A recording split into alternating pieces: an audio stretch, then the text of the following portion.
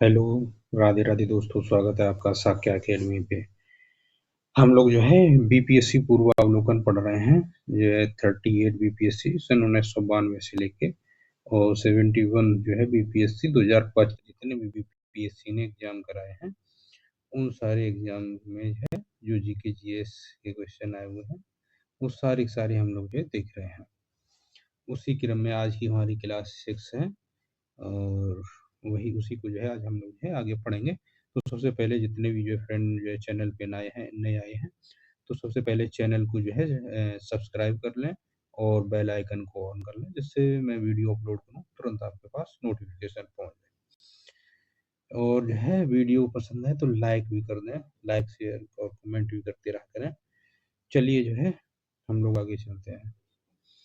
इसी क्रम में जो है स्टार्ट करते हैं आज की क्लास।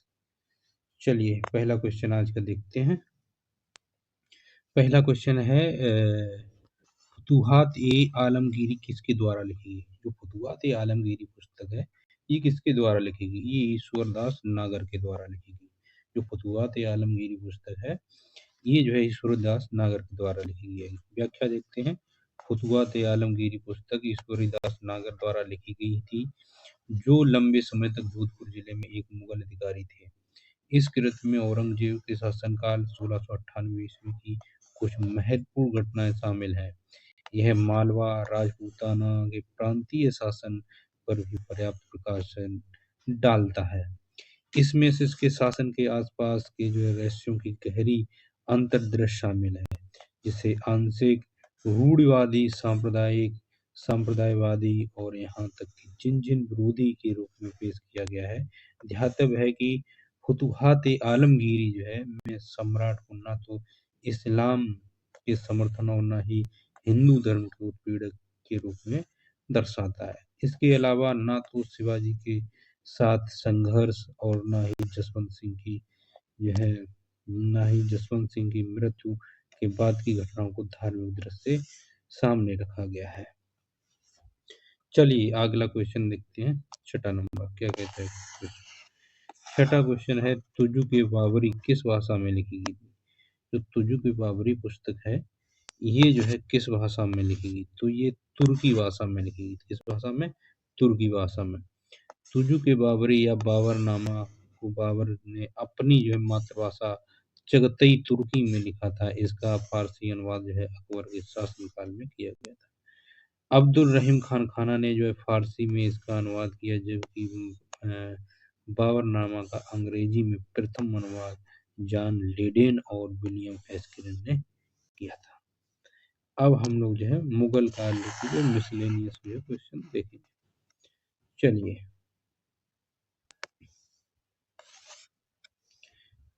मिसलेनियस क्वेश्चन क्या कहते हैं चलिए देखते हैं।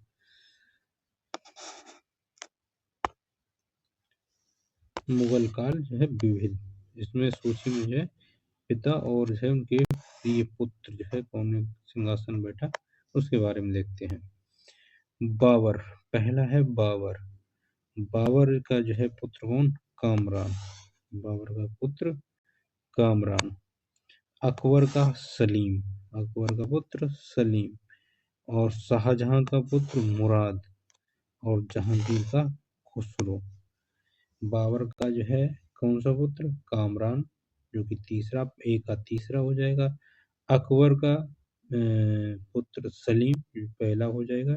सी का शाहजहां का सी का जो है 4 हो जाएगा मुराद और जहांगीर का जो है पुत्र दूसरा हो जाएगा ऑप्शन खुसरो। तो इस प्रकार आंसर हो जाएगा बी। चलिए अगला जो है इसकी व्याख्या भी है आगे वो भी हम लोग जो देखते हैं। चलिए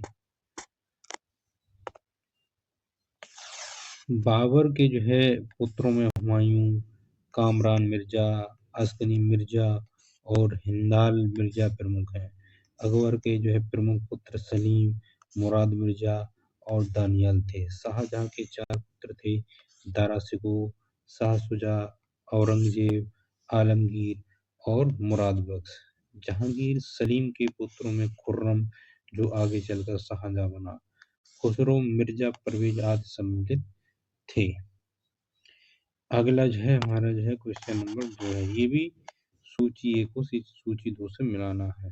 चलिए देख लें कि इमारत देखेंगे और इस इमारत को किसने बनवाया है, किस शासक ने बनवाया था वो देखेंगे।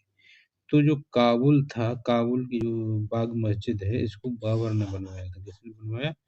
बाबर ने। काबुल की जो है काबुली बाग मस्जिद जो है बाबर ने बनवाई थी। किसने? बाबर ने। 2.5 दिन का जो झोपड़ा कुतुबुद्दीन ऐबक ने बनवाया है। इलाहाबाद का जो किला था वो अकबर ने बनवाया है। एतमादुद्दौला का जो मकबरा वो किसने बनवाया था? नूरजहां ने बनवाया। चलिए आगे देखते हैं इसकी व्याख्या। व्याख्या क्या कहती है, चलिए। हरियाणा के पानीपत में स्थित काबुल बाग मस्जिद बाबर ने पानीपत की लड़ाई 1526 ईस्वी में इब्राहिम लोदी पर विजय की स्मृति में बनवाई थी। मस्जिद के रूप में 2.5 दिन का झोपड़ा जो है कुतुबुद्दीन ऐबक द्वारा निर्मित माना जाता है। इलाहाबाद का किला जो है 1583 ईस्वी में मुगल सम्राट अकबर द्वारा बनवाया गया था। एतमादुद्दौला का जो मकबरा है जहांगीर की पत्नी नूरजहां ने अपने पिता मिर्जा गियास बेग, जिन्हें एतमादुद्दौला की उपाधि प्राप्त थी, की स्मृति में बनाया था।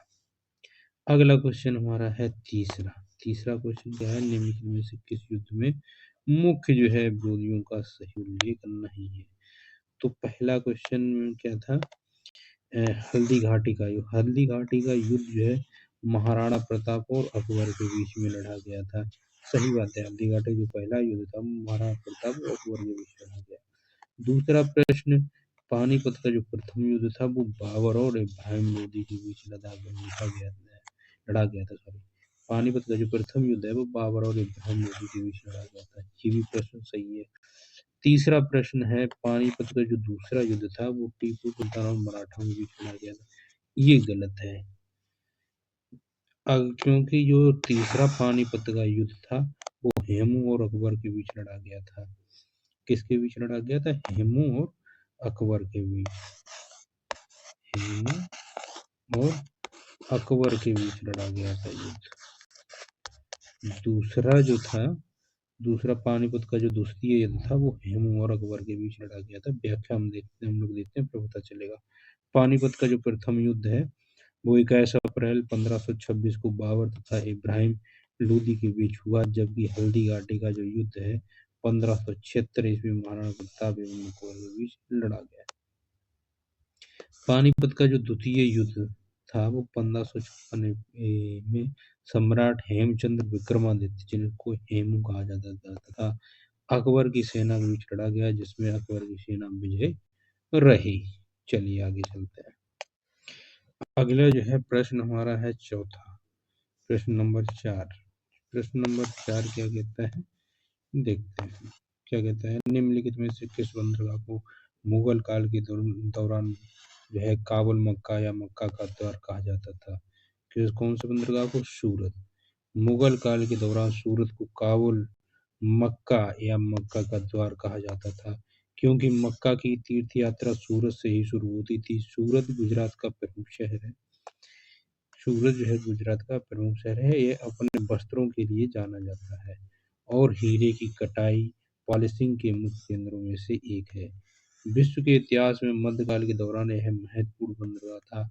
इसे मक्का के द्वार के रूप में जाना जाता है, क्योंकि कई यात्री समुद्री मार्ग से से रवाना होते थे। इसे पश्चिम एशिया के प्रवेश द्वार के रूप में जाना जाता है, क्योंकि सूरत अन्य से एशियाई देशों में समुद्री मार्गों के माध्यम से व्यापार किए जाने वाले सामान जो है और कपड़ों के मुख्य केंद्रों में से एक था।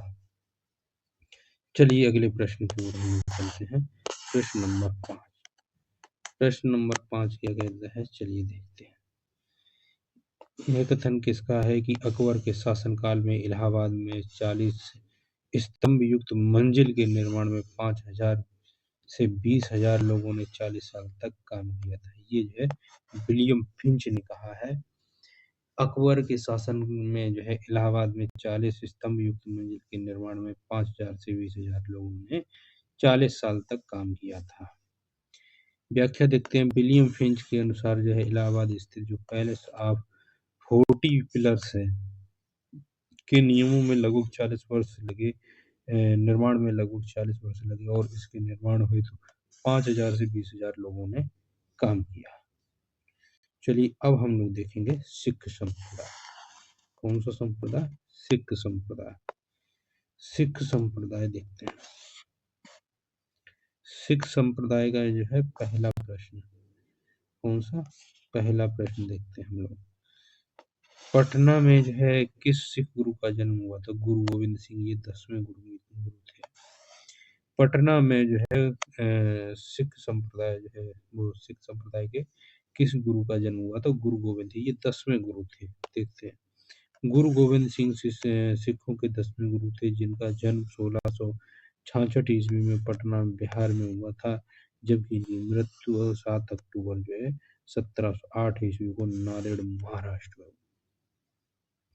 अगला प्रश्न है दूसरा, सिख तीर्थ स्थल तख्त श्री हरमिंदर जी पटना साहिब, जिसे किसके द्वारा सबसे पवित्र तख्त माना गया है? ये पटना है। कहाँ है? पटना। चलिए इसकी व्याख्या देखते हैं। सिख तीर्थ स्थल तख्त श्री हरमिंदर जी पटना साहिब, हरमिंदर साहिब कहाँ स्थित है? पटना। चलिए आगे चलते हैं। दूसरे प्रश्न हो गया हमारा, आगे देखते हैं, अगले प्रश्न की तरफ चलते हैं।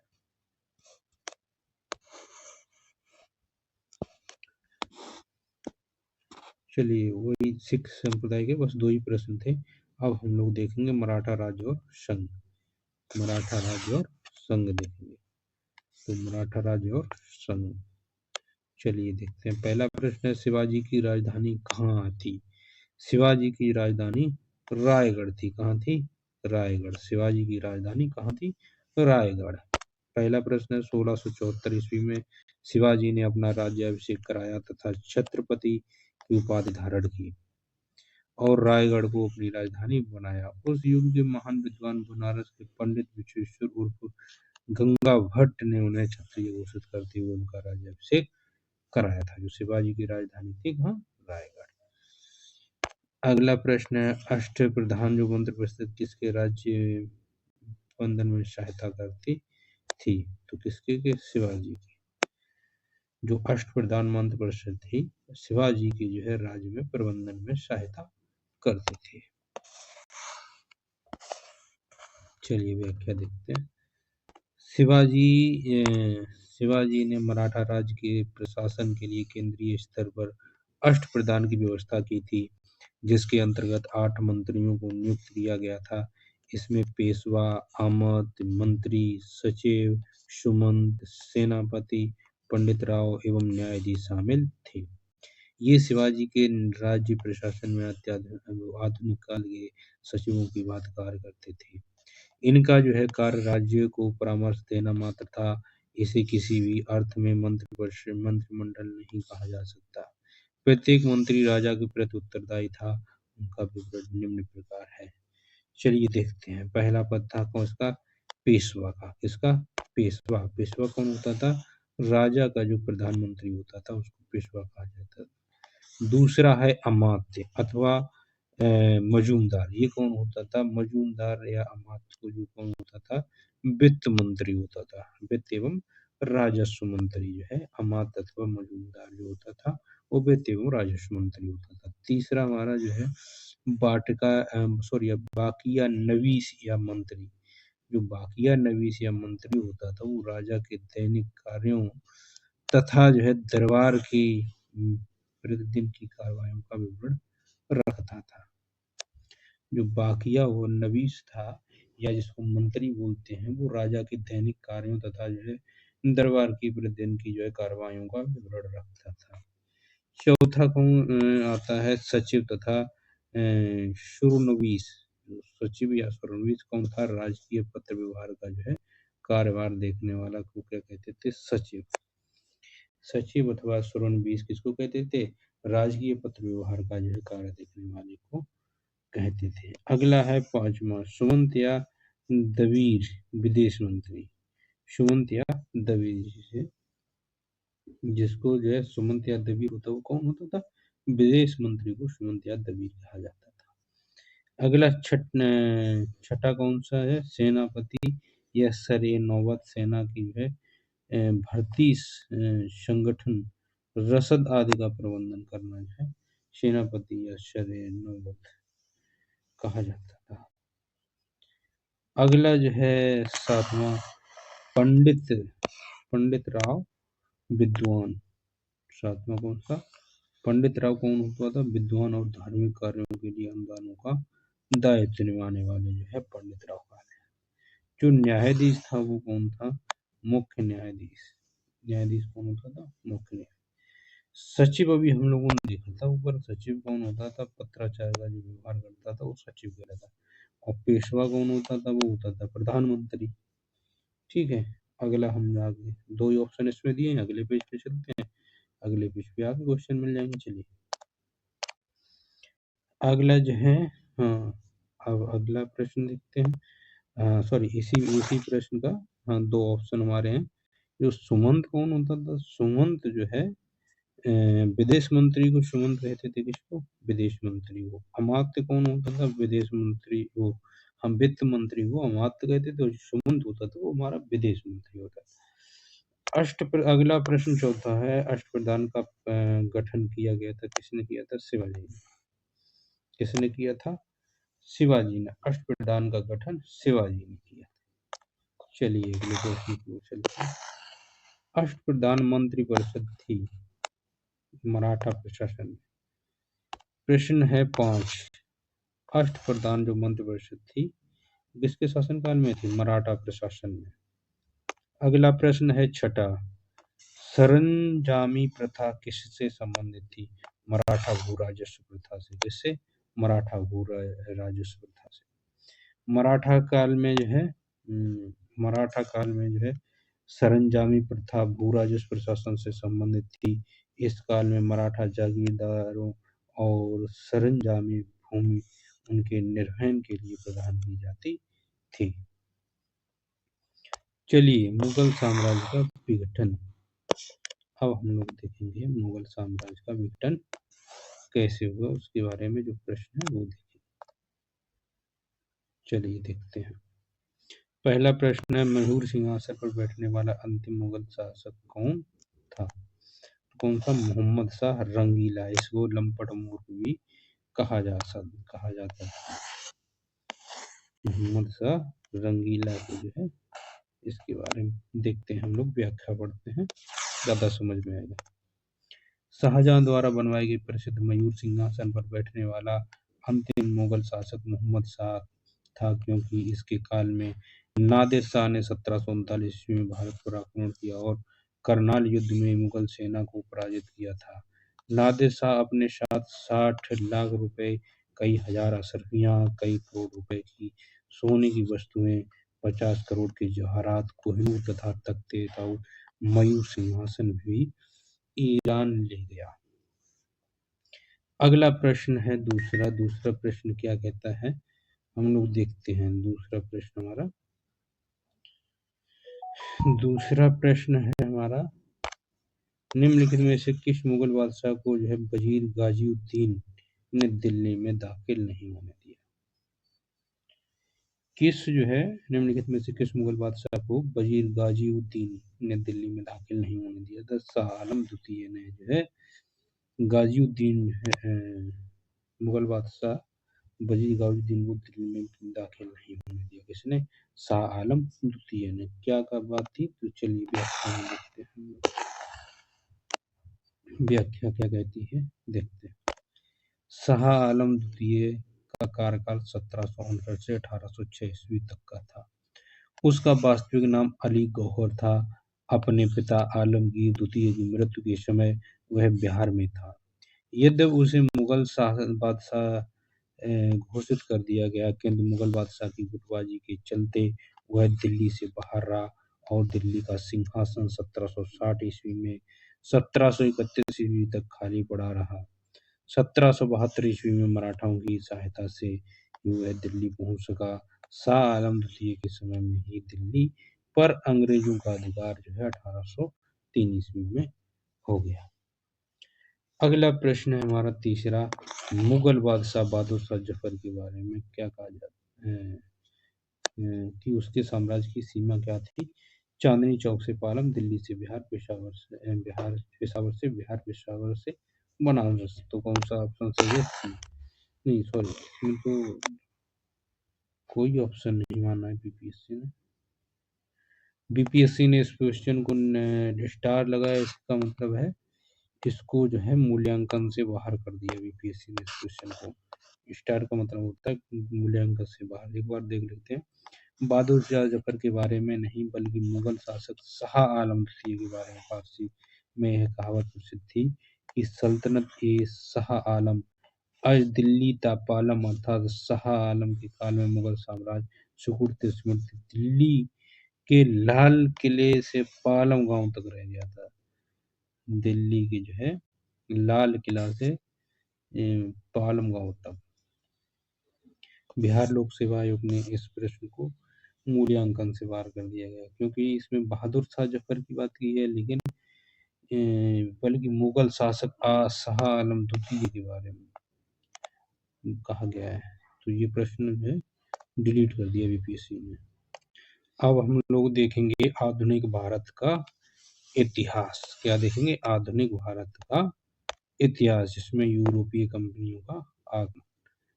हमने जो है मध्यकालीन इतिहास पढ़ लिया, अब आधुनिक भारत का इतिहास हम लोग पढ़ेंगे जिसमें यूरोपीय कंपनियों का आगमन हुआ है। इसमें पहला प्रश्न है, पुर्तगाली उपनिवेशों का प्रथम वायसराय भारत में कौन हुआ? तो चलिए देखते हैं। अल्मीड़ा, फ्रांसिस डी अल्मीड़ा कहा जाता है। पुर्तगाली उपनिवेश का जो प्रथम वायसराय भारत में अल्मीड़ा हुआ था। कौन हुआ था? अल्मीड़ा। पुर्तगाली उपनिवेश का प्रथम वायसराय भारत में अल्मीड़ा हुआ। चलिए देखते हैं इसके बारे में। इसकी जो है व्याख्या है, प्रथम पुर्तगाली वास्को डी गामा भारत के पश्चिमी तट पर स्थित बंदरगाह का जो कालीकट था वो 20 मई 1498 ईस्वी में पहुंचा। उसने यहाँ पहुंचकर भारत में के नए समुद्री मार्ग की खोज की। कालीकट के तत्कालीन शासक जमोरिन कालीकट के शासकों की पैतृक उपाधि थी, ने वास्को डी गामा का स्वागत किया। पुर्तगाली व्यापारियों ने भारत में कालीकट, गोवा, दमन दीव एवं हुगली के बंदरगाहों में जो है अपनी व्यापारिक कोठियां स्थापित की। अपनी व्यापारिक जो है कोठियां स्थापित की। 1505 ईस्वी में फ्रांसिसो दा अल्मीड़ा भारत की प्रथम पुर्तगाली वायसराय एवं गवर्नर बनकर आया। व्यापारिक हितों के परिप्रेक्ष्य में हिंद महासागर में प्रभुत्व स्थापित करने के लिए अल्मीड़ा ने ब्लू वाटर पॉलिसी अपनाई। कौन सी? नीला जल की नीति जो है का प्रतिपादन किसने किया? अल्मीड़ा ने किया। अगला प्रश्न हमारा है, बंगाल की खाड़ी में समुद्री डकैत हेतु हुगली नदी का उपयोग कौन करते थे? पुर्तगाली करते थे। कौन करते थे? पुर्तगाली। बंगाल की जो खाड़ी में समुद्री डकैत हेतु जो है हुगली नदी का उपयोग पुर्तगाली करते थे। चलिए आगे चलते हैं, इसकी व्याख्या देखते हैं। पहले व्याख्या क्या कहती है? पुर्तगालियों द्वारा हुगली को बंगाल की खाड़ी में समुद्री लूटपाट के लिए अड्डे के रूप में इस्तेमाल किया जाता था। अगला प्रश्न है तीसरा, भारत में 1613 ईस्वी में अंग्रेजों ने अपनी पहली फैक्ट्री कहाँ स्थापित की थी? सूरत में। कहाँ स्थापित की थी? सूरत में। भारत में 1613 ईस्वी में अंग्रेजों ने अपनी पहली स्थायी फैक्ट्री जो थी वो सूरत में स्थापित की थी। कैप्टन विलियम हॉकिंस जो है सूरत से मुगल दरबार जो कि 1609 ईस्वी में पहुंचा, किंतु सूरत में फैक्ट्री की स्थापना की अनुमति पाने में सफल नहीं हुआ।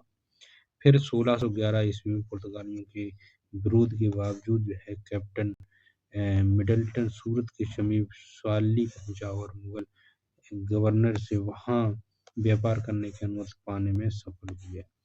कैप्टन थॉमस बेस्ट द्वारा 1612 ईस्वी में स्वाली सूरत के समीप में पुर्तगालियों को जो है हराकर उनके एकाधिकार की निरंतरता को तोड़ दिया। जो अंग्रेज थे उनने जो है पहली अस्थायी जो फैक्ट्री थी वो जो है मुसल्लीपुरम में स्थापित की थी। कहाँ स्थापित करी थी? मुसल्लीपुरम में, जबकि वो अस्थायी फैक्ट्री थी। स्थायी फैक्ट्री कहाँ थी? सूरत, गुजरात में। हम लोग देखेंगे इसके जो है बाद जो जहांगीर की अनुभवों से अंग्रेजों ने सूरत में जो है 1613 ईस्वी में स्थायी रूप से जो है एक फैक्ट्री स्थापित की। ध्यातव्य है कि अंग्रेजों ने अपनी पहली फैक्ट्री अस्थायी रूप से मुसल्लीपट्टनम में स्थापित की थी। यहाँ से अंग्रेजों ने अपने व्यापार को देश के दूसरे भागों में जो है फैलाया तथा शीघ्र ही अहमदाबाद, बुरहानपुर, अजमेर, आगरा में सहयोगी फैक्ट्रियां स्थापित की। अगला प्रश्न है चौथा, क्या कहते हैं निम्नलिखित में से किस अंग्रेज अधिकारी ने पुर्तगालियों को स्वाली के स्थान पर हराया था? Thomas West. किसने? थॉमस वेस्ट जो अंग्रेज अधिकारी था, इसने पुर्तगालियों को स्वाली के स्थान पर हराया था। अगला प्रश्न हमारा कौन सा? पांचवा प्रश्न क्या कहता है, देखते हैं। पांचवा प्रश्न हमारा कहता है निम्नलिखित में से प्रथम कर्नाटक जो युद्ध जो है का तात्कालिक कारण क्या था? अंग्रेजों द्वारा फ्रांसीसी जहाजों पर अधिग्रहण करना जो है ये जो है तात्कालिक कारण था प्रथम कर्नाटक युद्ध का। इसकी व्याख्या देखते हैं। कर्नाटक का जो प्रथम युद्ध 1746 से 1748 से ऑस्ट्रेलिया की उत्तराधिकार युद्ध जो कि 1740 ईस्वी में आरंभ हुआ था का विस्तार मात्र था। ग्रह सरकारों की आज्ञा के विरुद्ध ही दोनों दलों अंग्रेज व फ्रांसीसी में 1746 ईस्वी में युद्ध प्रारंभ हो गया। अंग्रेज जो है कमोडोर कर्टिस बर्नेट के नेतृत्व में अंग्रेजी सेना द्वारा कुछ फ्रांसीसी जहाजों पर अधिकार कर लेना युद्ध का तत्कालीन कारण था। प्रथम कर्नाटक युद्ध के समय ही कर्नाटक के नवाब अनवरुद्दीन ने जो है महफूज खां के नेतृत्व में सेना को फ्रांसीसी पर आक्रमण करने के लिए भेजा। कैप्टन पैराडाइज के जो है नेतृत्व में फ्रांसीसी सेना ने अडियार नदी पर जो स्थित, इस पे कौन सी नदी पे स्थित, एक मिनट,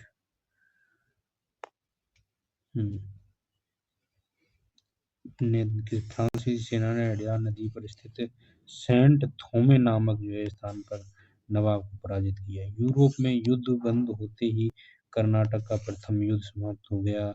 एक्स-ला-सापेल की संधि जो है 1748 ईस्वी से ऑस्ट्रिया के उत्तराधिकार का युद्ध समाप्त हो गया था। मद्रास अंग्रेजों को पुनः प्राप्त हो गया।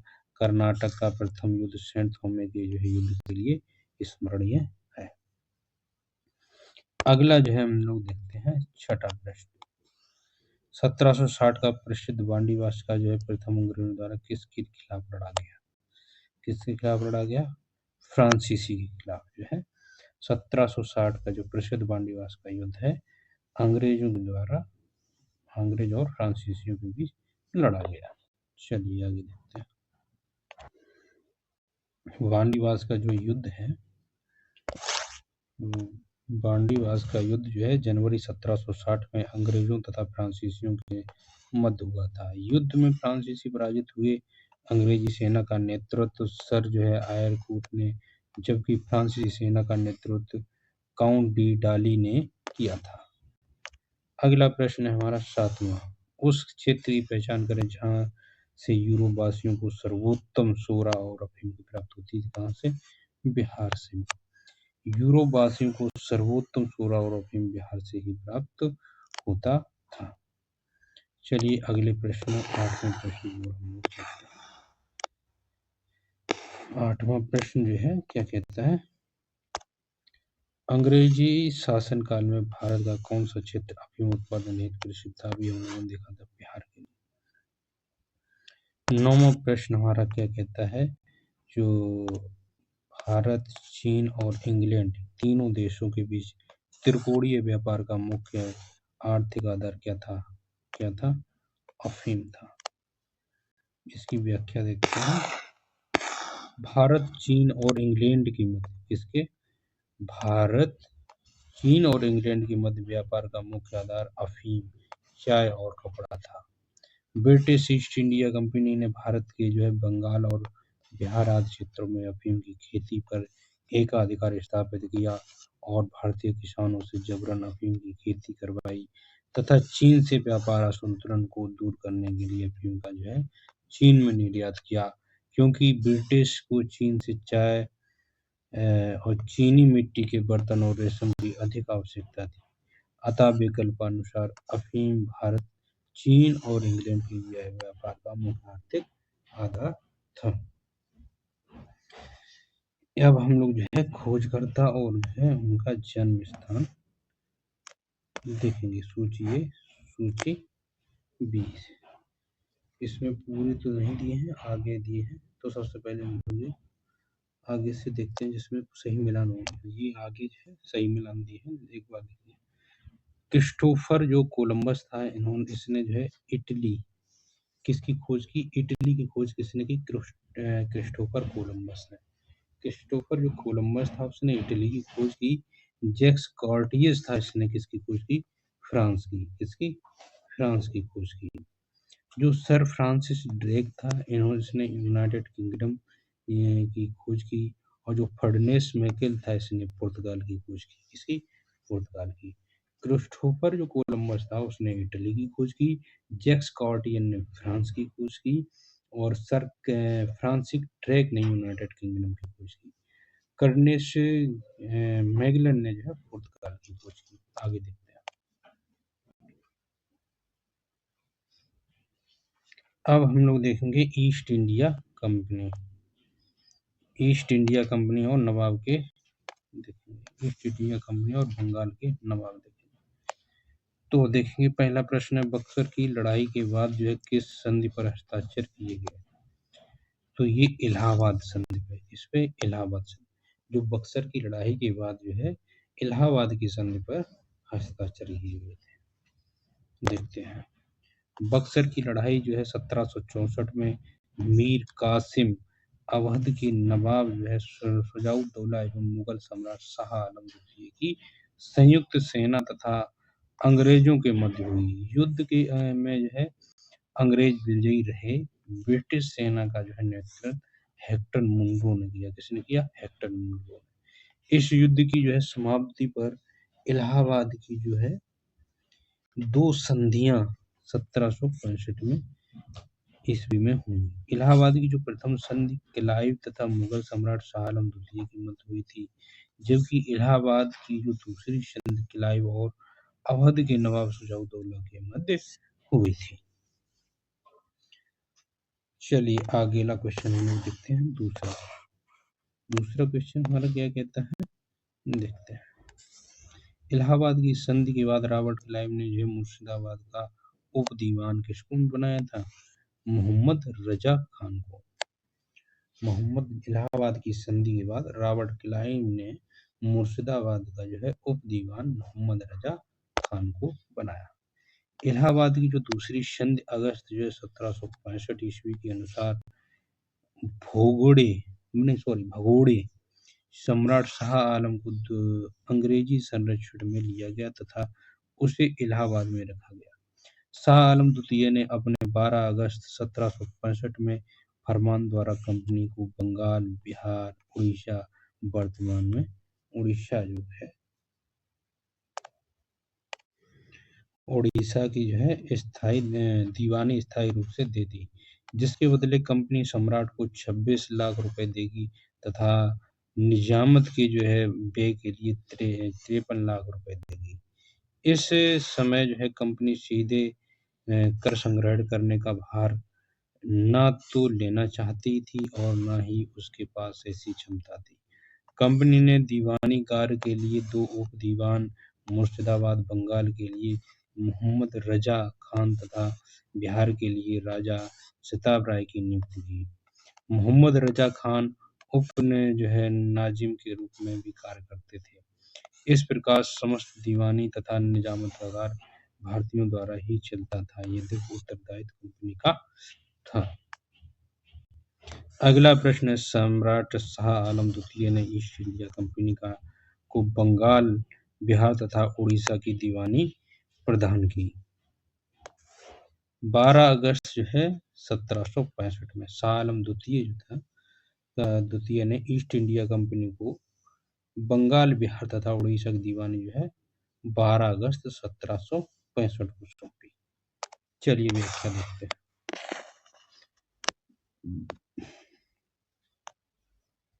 इलाहाबाद की प्रथम संधि 12 अगस्त 1765 के तहत मुगल बादशाह शाह आलम द्वितीय ने कंपनी को बंगाल, बिहार और उड़ीसा की दीवानी स्थायी रूप से दे दी तथा इलाहाबाद की द्वितीय संधि 16 अगस्त 1765 के तहत अवध के नवाब शुजाउद्दौला ने इलाहाबाद और कड़ाके जो है जिले मुगल बादशाह शाह आलम द्वितीय को देने का वादा किया।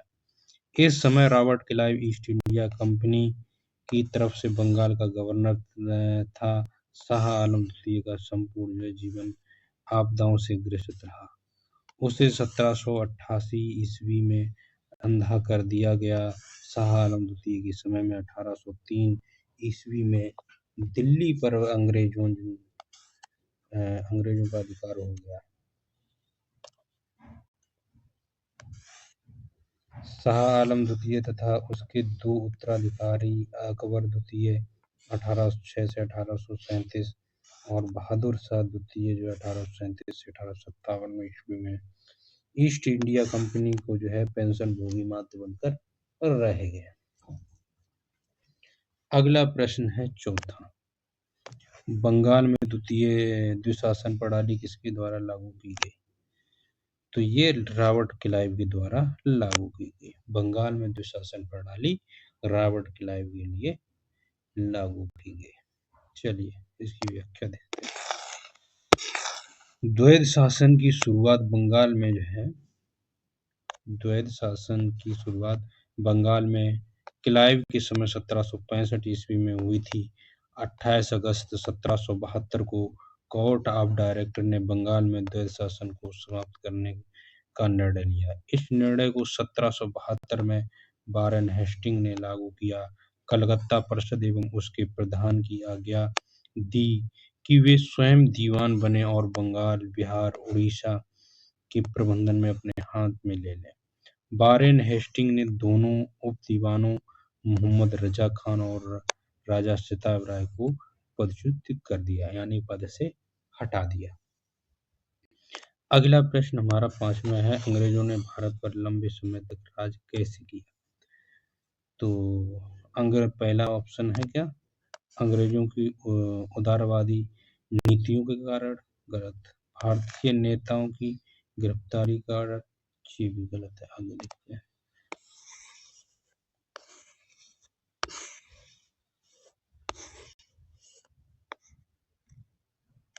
बांटो और राज करो की नीति से। किसके?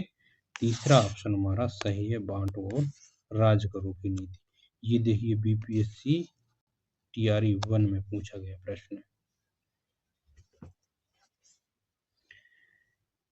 इसमें जो है अंग्रेजों द्वारा जो है भारत को लगभग 200 वर्षों तक राज करने का प्रमुख कारण बांटो और राज करो की नीति थी। जैसे कि वर्तमान में मतलब एक दूसरे को जैसे हिंदू, मुस्लिम, सिख, ईसाई मतलब या आपस में धर्मों को आपस में लड़वा दिया जाए, जिसकी वजह से आपस में जो है जनता लड़ती रहे और वो राज करते रहे। क्षेत्रीय राज्य मैसूर एवं पंजाब। अब हम लोग क्या पढ़ेंगे? क्षेत्रीय राज्य मैसूर एवं पंजाब पर देखेंगे। टीपू सुल्तान ने अपनी राजधानी कहाँ बनाई थी? श्रीरंगपट्टनम में। टीपू सुल्तान ने अपनी राजधानी श्रीरंगपट्टनम में बनाई। व्याख्या देखते हैं हम लोग। टीपू सुल्तान ने श्रीरंगपट्टनम को अपनी राजधानी बनाया एवं यहाँ पर फ्रांसीसी अधिकारियों ने जैकोबिन क्लब की स्थापना की। यह फ्रांस में स्थापित जैकोबियन क्लब की एक शाखा थी। टीपू सुल्तान ने इस क्लब का समर्थन किया और कथित तौर पर इसका सदस्य भी बना। उसने अपनी राजधानी में फ्रांस और मैसूर की मैत्री का प्रतीक स्वतंत्रता का वृक्ष रोपा। टीपू सुल्तान ने अपने समकालीन विदेशी राज्यों में मैत्री संबंध बनाने तथा अंग्रेजों के विरुद्ध उनकी सहायता प्राप्त करने के लिए अरब, कुस्तुतुनिया, आधुनिक इस्तांबुल, काबुल और मॉरिशस में अपने दूत मंडल भेजे। अगला जो है हमारा जो है प्रश्न दूसरा है, किस वर्ष में जो है टीपू सुल्तान और ब्रिटिश ईस्ट इंडिया कंपनी के बीच में मंगलुरु की संधि पर हस्ताक्षर हुए? 1784 ईस्वी में। कब? 1784 ईस्वी में टीपू सुल्तान और ब्रिटिश ईस्ट इंडिया कंपनी के बीच मंगलुरु की संधि पर हस्ताक्षर हुए। चलिए हम लोग जो है इसकी व्याख्या देखते हैं। टीपू सुल्तान और ब्रिटिश इंडिया कंपनी के बीच मंगलुरु की संधि पर जो 1784 ईस्वी क्यों हुई थी? 1784 ईस्वी में।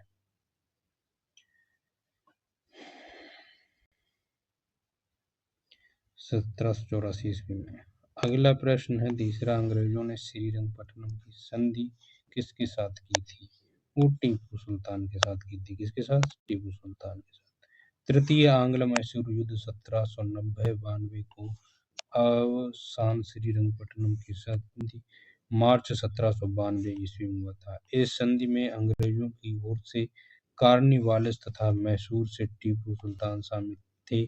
इसके अनुसार टीपू को अपने देश का लगभग 1/2 भाग अंग्रेजों तथा उनके साथियों को देना पड़ा। साथ ही युद्ध के हर्जाना के रूप में टीपू को 3 करोड़ करोड़ रुपए अंग्रेजों को जो है देना था। एक सेकेंड।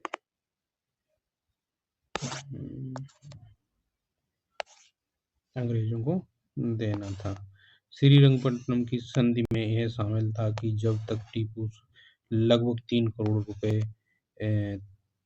330 लाख रुपए नहीं देंगे तब तक उसके 2 पुत्र अंग्रेजों के कब्जे में रहेंगे।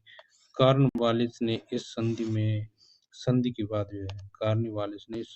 यह टिप्पणी की कि हमने अपने शत्रु को प्रभावशाली ढंग से पंगु बना दिया है तथा अपने साथियों को भी शक्तिशाली नहीं बनने दिया। ये जो है अगला जो है प्रश्न कौन सा है? रणजीत सिंह ने सुप्रसिद्ध कोहिनूर हीरा प्राप्त किया था। किससे प्राप्त किया था? शाहसुजा से। किससे? शाहसुजा से। रणजीत सिंह ने सुप्रसिद्ध कोहिनूर हीरा किससे प्राप्त किया था? शाहजहां से। चलिए व्याख्या देखते हैं।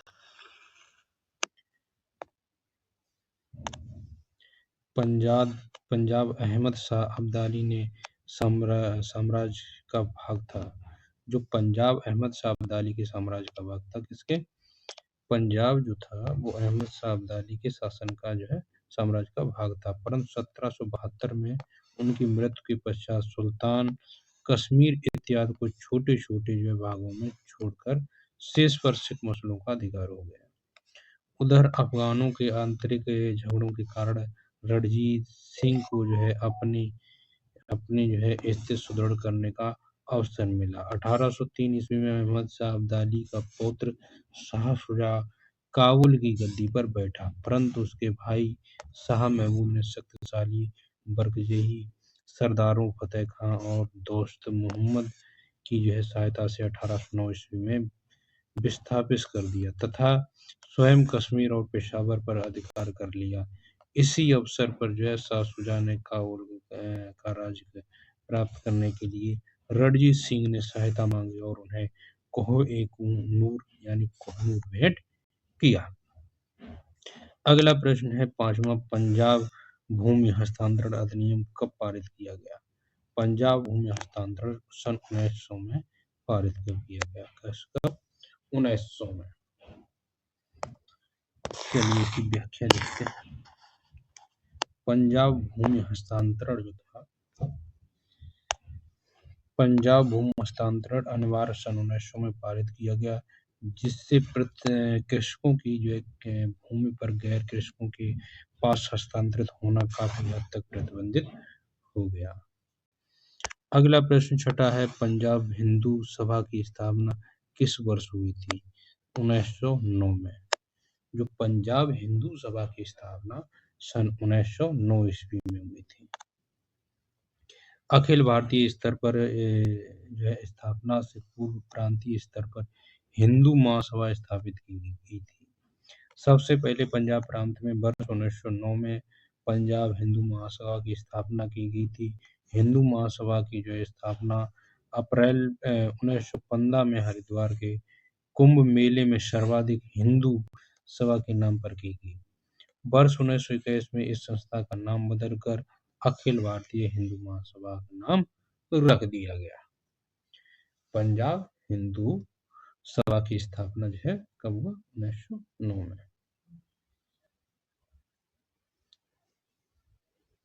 चलिए आगे चलते हैं।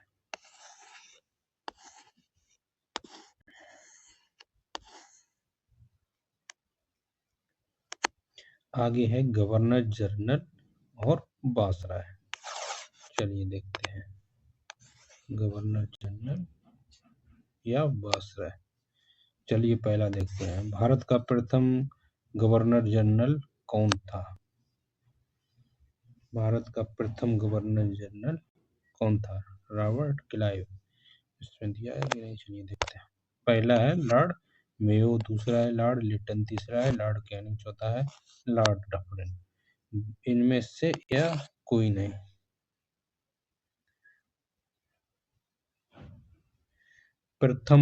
भारत का जो है प्रथम गवर्नर जनरल कौन था? Warren Hastings. देखते हैं व्याख्या हम लोग देखते हैं। वारेन हेस्टिंग को 1774 में बंगाल का प्रथम गवर्नर जनरल नियुक्त किया गया और 1834 ईस्वी में 1834 में लॉर्ड का झंडूबाम विलियम बेंटिंग को जो है भारत का प्रथम गवर्नर जनरल बनाया गया। जो झंडूबाम विलियम बेंटिंग को जो है भारत का प्रथम गवर्नर जनरल बनाया गया। झंडूबाम क्लाइव जो है बंगाल का पहला जो है गवर्नर नियुक्त किया गया था। कौन? झंडूबाम क्लाइव जो था बंगाल का पहला गवर्नर नियुक्त किया गया, जो इस पद पर 1758 से 60 ईस्वी से 1765 से 67 ईस्वी की अवधि में रहा।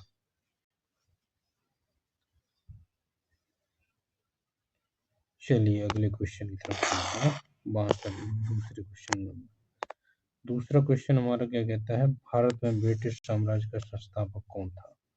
तो कौन था? Lord Clive. कौन था? Lord Clive. भारत में ब्रिटिश साम्राज्य का संस्थापक जो है लॉर्ड क्लाइव। क्यों? इसको भी झंडूबाम क्लाइव ही बोलो। 23 जून 1757 को हुई प्लासी की लड़ाई में विजेता अंग्रेज सेना का नेतृत्व झंडूबाम क्लाइव था। इसी युद्ध के जो है उपरांत बंगाल में ब्रिटिश साम्राज्य की नींव पड़ी। इनमें से किसे भारत में ब्रिटिश साम्राज्य का संस्थापक माना जाता है? जो है झंडूबाम क्लाइव को जो है ब्रिटिश साम्राज्य का संस्थापक माना जाता है। भारत में जो है ब्रिटिश साम्राज्य का संस्थापक झंडूबाम क्लाइव को माना जाता है, जैसा कि ऊपर भी बताया। द्वैध शासन जो था वो किसका? द्वैध शासन का जनक कौन था? Sir William Curtis. कौन था? सर विलियम कर्टिस जो है द्वैध शासन का जनक माना जाता है। सर विलियम कर्टिस को जो है द्वैध शासन का जनक माना जाता है। इस द्वैध शासन के तहत भारत सरकार अधिनियम 1919 के तहत प्रांतीय विषयों को आरक्षित और हस्तांतरित में विभाजित किया गया। अगला प्रश्न हमारा है, निम्नलिखित में से किसे बंगाल में द्वैध शासन प्रणाली को किसने समाप्त किया? द्वैध शासन प्रणाली किसने समाप्त की थी? वारेन हेस्टिंग ने। किसने? वारेन हेस्टिंग ने जो है द्वैध शासन प्रणाली जो है समाप्त की थी। बंगाल से द्वैध शासन प्रणाली वारेन हेस्टिंग ने समाप्त की थी। व्याख्या देखते हैं। 1771 ईस्वी में कोर्ट ऑफ डायरेक्टर्स ने दोहरी शासन प्रणाली को समाप्त करने का निर्णय लिया। इस निर्णय को 1772 ईस्वी में लॉर्ड ने झंडूबाम हेस्टिंग ने लागू किया। कलकत्ता परिषद तथा उसके प्रधान को आज्ञा दी गई कि स्वयं दीवान बने और बंगाल, बिहार तथा उड़ीसा के प्रबंधन को अपने हाथ में लें। वारेन हेस्टिंग ने दोनों उप दीवानों मोहम्मद रजा खान और राजा सिताब राय को पदच्युत कर दिया। यानी पदच्युत का मतलब होता है कि पद से हटा दिया। द्वैध शासन जिसकी शुरुआत बंगाल में जो है 1765 ईस्वी में मानी जाती है, के अंतर्गत कंपनी दीवानी अधिकार जो है अपने पास रखती थी और निजामत के जो है कार्यों का निष्पादन नवाब के माध्यम से करती थी। लेकिन वास्तविक शक्ति कंपनी के पास होती थी। जो है झंडूबाम किला समझता था कि समस्त शक्ति कंपनी के पास है। कि झंडूबाम किला जो था वो ये समझता था कि जो समस्त जो शक्ति है वो किसके पास है, कंपनी के पास, तथा नवाब के पास सत्ता की केवल छाया ही है। उसने प्रवर समिति को लिखा, यह नाम, यह छाया आवश्यक है तथा हमें इसको स्वीकार करना चाहिए। अगला प्रश्न है, ठगों का उन्मूलन किसके नेतृत्व में हुआ था? ठगों का जो उन्मूलन जो है वो कैप्टन सिलीमैन, कौन? कैप्टन सिलीमैन के नेतृत्व में हुआ। ये 64वीं और 65वीं बीपीएससी दोनों में ये प्रश्न पूछा गया। ठगों का उन्मूलन किसके नेतृत्व में हुआ? ठगों का उन्मूलन किसके नेतृत्व में हुआ? ठगों का उन्मूलन जो है कैप्टन सिलीमैन के नेतृत्व में हुआ। ब्रिटिश साम्राज्य सरकार का मानना था कि ठगों में हिंदू और मुसलमान दोनों धर्मों के अनुयायी सम्मिलित थे, परंतु वास्तव में ये लोग काली, दुर्गा अथवा भवानी की पूजा करते थे तथा प्राय अपने शिकार की देवी को बलि चढ़ाने के लिए मारते थे। ठगों को यह विश्वास था कि उनका यह धंधा विधि का विधान है तथा उनके शरीर की मृत्यु उनके भाग्य में उसी प्रकार लिखी होती है। सती प्रथा के प्रश्न पर तो कुछ मतभेद था, किंतु ठगी के विषय में समस्त जनता ने सरकार का समर्थन किया। जो है झंडूबाम विलियम बेंटिंक ने जो है कैप्टन विलियम हेनरी सिलीमैन को जो है ठगों के विरुद्ध जो है कार्रवाई करने के लिए नियुक्त किया। उसने लगभग जो है 1565 से 1826 से 1835 ईस्वी के मध्य ठगों को बंदी बना लिया। उनके ठगों की जो है फांसी दी गई, शेष को जो है आजीवन निर्वासित कर दिया गया। 1837 के पश्चात संगठित रूप से ठगों का अंत हो गया। अगला प्रश्न है हमारा सातवां प्रश्न क्या कहता है? भारत में ठगी का उन्मूलन करने का श्रेय किसको जाता है? तो W.H. सिलीमैन जो है था जिसको है ठगी का उन्मूलन करने का श्रेय जाता है। ये बीपीएससी सीडीपीओ में ये प्रश्न पूछा गया। भारत में ठगी का उन्मूलन करने का श्रेय W.H. सिलीमैन को जाता है। चलिए इसकी व्याख्या भी देखते हैं। सातवें प्रश्न की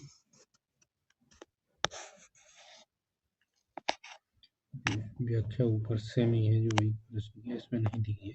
चलिए आगे देखते हैं। आठवां प्रश्न है, भारत में प्रथम रेल लाइन किस ब्रिटिश गवर्नर के समय में बिछाई गई थी? झंडूबाम डलहौजी के समय में जो है प्रथम जो है रेलवे लाइन बिछाई गई थी। प्रथम रेलवे लाइन 1853 में बम्बई से ठाणे के बीच डलहौजी के समय बिछाई गई थी। पूर्वी भारत की पहली यात्री ट्रेन 15 अगस्त 1854 को हावड़ा से हुगली के मध्य गई। जो पूर्वी भारत की पहली ट्रेन थी वो कब चलाई गई? 15 अगस्त 1854 को हावड़ा से हुगली के मध्य चलाई गई। चलिए अगला प्रश्न देखते हैं। अगला प्रश्न हमारा 9वां प्रश्न क्या है? निम्नलिखित में से कौन से सामाजिक सुधार विलियम बेंटिक ने जो है प्रारंभ किए थे? उन्होंने जो है कौन कौन से सुधार किए थे? सती प्रथा का उन्मूलन, सही है। सती प्रथा का जो है उन्मूलन जो है विलियम बेंटिक ने किया था। दास प्रथा का उन्मूलन ये भी विलियम बेंटिक ने किया था। धर्म परिवर्तन के कारण अयोग्य के प्रावधान को हटाना ये गलत है, ये नहीं इन्होंने किया था। अगला है ठगों के संगठित गिरोहों का दमन, ये भी जो है विलियम बेंटिक ने सामाजिक सुधार किया। तो इसलिए कौन सा ऑप्शन सही होगा? Option C 1, 2, 4। चलिए व्याख्या देखते हैं।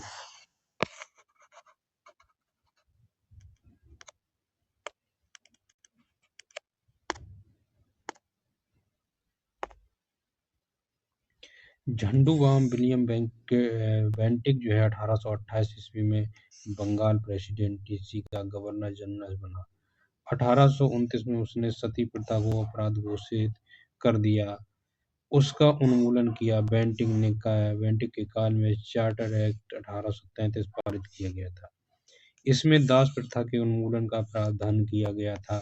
झंडूराम बेंटिक ने ठगों के गिरोह के विरुद्ध भी अभियान चलाकर उसका दमन करने का प्रयास किया।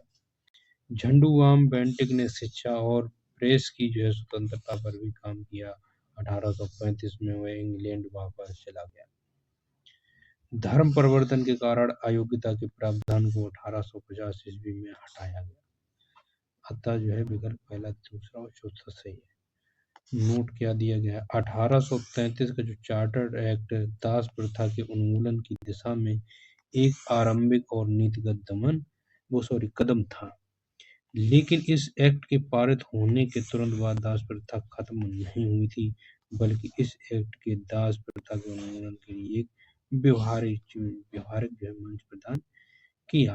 दास प्रथा का जब वास्तविक और औपचारिक उन्मूलन 1843 ईस्वी के इंडियन स्लेवरी एक्ट के माध्यम से हुआ। इस एक्ट के में दासों को खरीद फरोख्त और गुलाम रखने की सीधे तौर पर गैर कानूनी घोषित किया गया था। कौन से एक्ट में?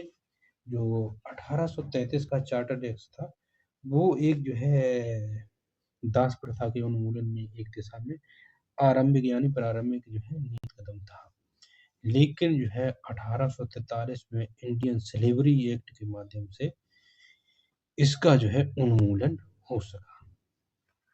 अगला प्रश्न नंबर 10। प्रश्न नंबर 10, सती प्रथा को गैर कानूनी किसने घोषित किया था? तो किसने घोषित किया था? झंडूराम बेंटिक ने। सती प्रथा को गैर कानूनी हमारे झंडूराम बेंटिक ने घोषित किया था। चलिए हम इसकी व्याख्या क्या तो इसकी है ना कुछ। चलिए अगले प्रश्न की ओर चलते हैं। अगला प्रश्न हमारा है 1857 में भारत का गवर्नर जनरल कौन था? तो कौन था? कैनिंग। कौन था? कैनिंग। 1857 में भारत का गवर्नर जनरल कैनिंग था। कौन था? कैनिंग। 1857 के विद्रोह के समय भारत का गवर्नर जनरल झंडूराम कैनिंग 1856 से 58 ईस्वी तक था। झंडूराम कैनिंग भारत में कंपनी द्वारा नियुक्त अंतिम गवर्नर जनरल तथा ब्रिटिश साम्राज्य के अधीन नियुक्त भारत का पहला वायसराय था। अगला प्रश्न है, अफगानिस्तान के प्रति आक्रामक नीति वायसराय ने अपनाई थी। किस वायसराय ने? झंडूराम लिटन ने अफगानिस्तान के प्रति आक्रामक नीति को अपनाया था। जो झंडूराम लिटन था, इसने अफगानिस्तान के प्रति आक्रामक नीति अपनाई थी। किसके खिलाफ? अफगानिस्तान के खिलाफ। इसकी व्याख्या इसकी क्या कहती है? चलिए 1876 में झंडूराम लिटन ने वायसराय बनकर आने पर अफगानिस्तान के प्रति अपनाई गई नीतियों में परिवर्तन आया। कुशल अकर्मण्यता की नीति के स्थान पर अग्रगामी नीति का अनुसरण होने लगा। अगला प्रश्न है, झंडूराम लिटन ने किससे संबंधित नहीं? तो एल्बर्ट बिल से संबंधित झंडूराम लिटन नहीं। स्ट्रेटजी कमीशन, सशस्त्र अधिनियम, बर्नाकुलर नियम, ये झंडूराम लिटन के समय। झंडूराम लिटन एल्बर्ट बिल विवाद से संबंधित नहीं थे। एल्बर्ट बिल वायसराय झंडूराम रिपन के कार्यकाल में पेश किया गया। किसके कार्यकाल में? रिपन के कार्यकाल में पेश किया। इस बिल में वरिष्ठ भारतीय न्यायाधीश को यूरोपीय अपराधियों पर मुकदमा चलाने की अनुमति देने की मांग की।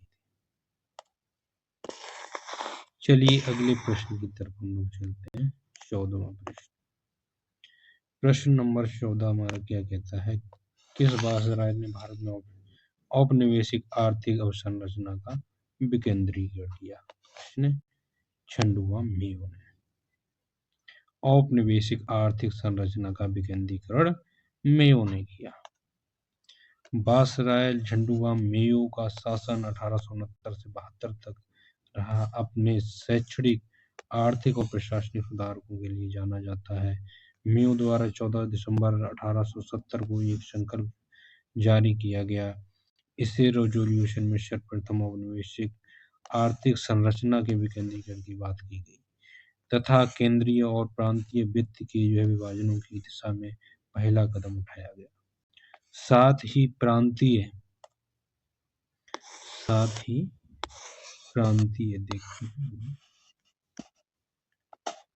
सरकारों को कुछ सहायता देते हुए उन्हें जेल, शिक्षा और चिकित्सा आदि सेवाओं के लिए केंद्रीय राजस्व में कुछ राशि दी गई तथा उन्हें इच्छानुसार प्रशासन करने के लिए कहा गया। अगला प्रश्न है 15वां। किसने सिंधु विजित कर उसका अधिग्रहण किया था? किसने सिंधु विजित कर उसका अधिग्रहण किया था? तो नेपियर ने। किसने? नेपियर ने सिंधु विजित कर उसका अधिग्रहण किया था। अगला प्रश्न है गवर्नर जनरल झंडूबाम एलेनबरो के काल 1842 से 44 तक रहा के दौरान 1843 ईस्वी में चार्ल्स नेपियर द्वारा किस संधि को पूर्ण रूप से ब्रिटिश साम्राज्य में मिला लिया गया? E.P. रॉबर्ट्स के अनुसार सिंधु की विजय अफगान युद्ध जो कि 1839 से 42 तक के बाद हुई और नैतिक व राजनीतिक रूप से उसी का परिणाम थी। अगला प्रश्न हमारा है कौन सा? 16वां प्रश्न। 16वां प्रश्न हमारा क्या कहता है कि भारतीय इतिहास में औपनिवेशिक काल के संदर्भ में सूची 1 और सूची 2। सूची 1 में क्या है? व्यक्ति। सूची 2 में क्या है? व्यक्ति से संबंधित विषय। चलिए देखते हैं। पहला हमारा है मैकडोनाल्ड। जो मैकडोनाल्ड है वो किससे संबंधित है? वो है कम्युनल अवार्ड से। मैकडोनाल्ड कम्युनल अवार्ड से संबंधित है। लिनलिथगो जो था वो किससे संबंधित है? अगस्त प्रस्ताव। लिनलिथगो अगस्त प्रस्ताव से। डलहौजी जो था वो डॉक्ट्रिन ऑफ लेफ्ट की नीति के कारण प्रसिद्ध। और जेम्स फोर्ड जो था वो द्वैध शासन प्रणाली के लिए प्रसिद्ध था। मैकडोनाल्ड कम्युनल अवार्ड से संबंधित था। कम्युनल अवार्ड ये किससे? मैकडोनाल्ड कम्युनल अवार्ड और लिनलिथगो अगस्त प्रस्ताव खोलना के लेके आया था लिनलिथगो। अगस्त प्रस्ताव Linlithgow. Dalhousie doctrine of lapse. James Ford द्वैध शासन प्रणाली। चलिए आगे चलते हैं। 16वें प्रश्न के बाद अगला प्रश्न हमारा है 17वां प्रश्न। निम्नलिखित में से किस राज्य को लॉर्ड डलहौजी के हड़प नीति के तहत शामिल नहीं किया गया? जयपुर को नहीं किया गया। नागपुर, संबलपुर, सतारा ये सारे शामिल किए गए। डलहौजी झंडूबाम डलहौजी 1848 से 56 की अवधि में अवध के नवाब वाजिद अली शाह पर कुशल शासन का आरोप लगाकर फरवरी 1856 को अवध का अंग्रेजी राज्य में विलय कर लिया। अवध के अतिरिक्त डलहौजी ने व्यक्तिगत सिद्धांत के अंतर्गत विलय किए गए प्रदेश सतारा जो कि 1849 ईस्वी में, जैतपुर एवं संबलपुर ये 1849 ईस्वी में, बघाट 1850 ईस्वी में, उदयपुर 1852 ईस्वी में, झांसी 1854 ईस्वी तथा नागपुर 1854 ईस्वी में। जयपुर इसमें शामिल नहीं था। डलहौजी के व्यक्तिगत सिद्धांत के तहत सतारा के अधिग्रहण की स्थापना 1848 ईस्वी में प्रारंभ हुई, जबकि मई 1849 को सतारा के अधिग्रहण की प्रक्रिया प्रारंभ हुई थी। अगला प्रश्न 18 सुरक्षा प्रकोष्ठ की नीति संबंधित है। ये किससे संबंधित है? हेस्टिंग्स से। किससे? हेस्टिंग से, वारेन हेस्टिंग से। सुरक्षा प्रकोष्ठ जो है हेस्टिंग से संबंधित है। चलिए व्याख्या देखते हैं। सुरक्षा प्रकोष्ठ क्या है देखते हैं व्याख्या। सुरक्षा प्रकोष्ठ या घेरे की जो नींद होती है, रिंग फेंस पॉलिसी से वारेन जो है हेस्टिंग तथा बेलेजली संबंधित थे। वारेन हेस्टिंग ने मैसूर और मराठाओं के साथ युद्ध अन्य भारतीय रियासतों के साथ बराबरी की पदवी प्राप्त करने के भावना से किया। इस समय कंपनी ने अपने राज्यों के जो है राज्य के राज्यों चारों ओर मध्य राज्य बनाने का प्रयत्न किया। इसका उद्देश्य केवल अपने राज्य की रक्षा करना था, अथवा हम ये भी कह सकते हैं कि अपने पड़ोसी राज्यों की सीमाओं की रक्षा करो ताकि अपनी सीमाएं सुरक्षित रहें। उस समय भय मुख्यतः अफगानों और मराठों से था, इसलिए कंपनी ने अवध की जो है रक्षा व्यवस्था के कार्य को इस शर्त पर जो है संभाला कि अवध का जो है नवाब उस व्यय का बोझ उठाए, और इस प्रकार अवध की रक्षा ही बंगाल की रक्षा थी। बेलेजली के आने से कंपनी के भारतीय रियासतों के साथ संबंधों में परिवर्तन आया। बेलेजली का उद्देश्य भारतीय रियासतों को अपनी रक्षार्थ कंपनी पर निर्भर करने पर बाध्य करना था। उसने जो है भारतीय रियासतों को जो है कम अंग्रेजी राजनीतिक शक्ति के और जो है सैनिक रक्षा के घेरे में लाने का प्रयत्न किया। चलिए अगला प्रश्न है हमारा 19वां। प्रश्न नंबर 19 हमारा क्या कहता है कि जो झंडूबाम बेलेजली की जो है सहायक संधि को स्वीकार करने वाला पहला मराठा सरदार कौन था? वो था पेशवा बाजीराव द्वितीय था, जिसने झंडूबाम बेलेजली की सहायक संधि को जो है स्वीकार किया। मराठा सरदार पेशवा बाजीराव द्वितीय झंडूबाम बेलेजली की सहायक संधि को स्वीकार करने वाला पहला मराठा सरदार था। दौलताराव सिंधिया और जसवंत होलकर दोनों पूना में हेलो हाँ जी आगे देखते हैं। सर्वश्रेष्ठ प्रदर्शन करना चाहते थे। बाजीराव द्वितीय सिंधिया का जो है साथ दे रहा था। उसने 1801 में ईस्वी में जसवंत के भाई की हत्या कर दी। परिणाम स्वरूप जसवंत होलकर की सेना पूना पर आक्रमण कर पेशवा व सिंधिया की संयुक्त सेना को परास्त कर दिया। बाजीराव द्वितीय ने भागकर वे बसीन में शरण ली तथा 31 दिसंबर 1802 ईस्वी को अंग्रेजों से बसीन की संधि की। कौन सी संधि? बसीन की संधि। बाजीराव द्वितीय ने भागकर बसीन में शरण ली और इससे जो है आगे 1802 में जो है बसीन की संधि की। संधि के अनुसार जो है पेशवा बाजीराव द्वितीय ने पेशवा बाजीराव द्वितीय ने अंग्रेजों की संरक्षकता स्वीकार कर ली। इस संधि को जो है मराठों द्वारा अंग्रेजों के साथ दी गई प्रथम सहायक संधि को की संज्ञा दी गई।